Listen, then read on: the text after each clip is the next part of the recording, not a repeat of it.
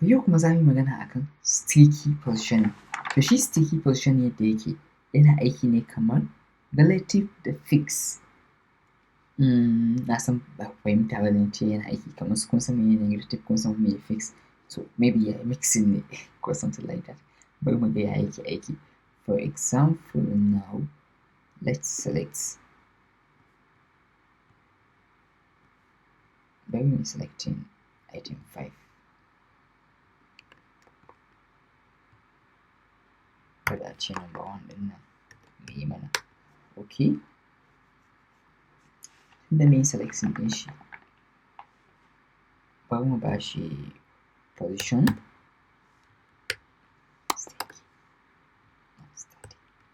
Yes. So bari mu ba shi top like 50 feet.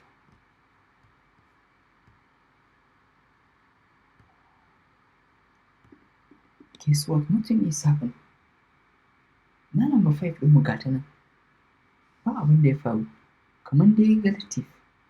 Kuma space ya yi respecting space ɗinmu da ke tsakanin duka elements ɗin. Amma ba nan gizo ke saƙa ba. Kun gani? Yana bin mu. Amma yanzu bari ma in cire wannan.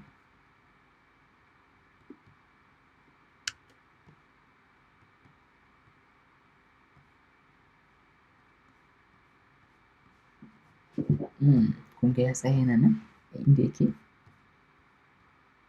Okay, bari na ba shi bottom.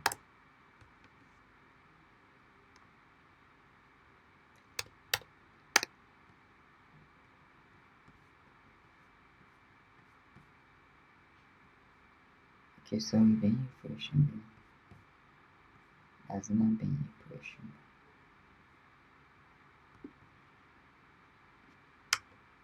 Kun ga bai canza bai fita daga cikin flow ɗin da muke ciki ba. Yana nan a wajen shi. So that is sticky. Yanzu bari mu ba shi top 100 pixel.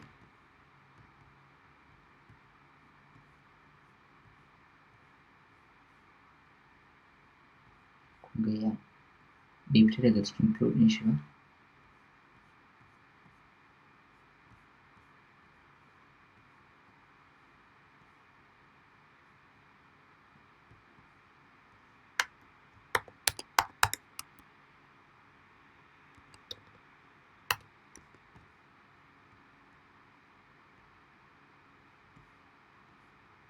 Bai fita ba. Yana nan. So wannan shi ne yadda sticky positioning ɗinmu yake aiki. Kun gani?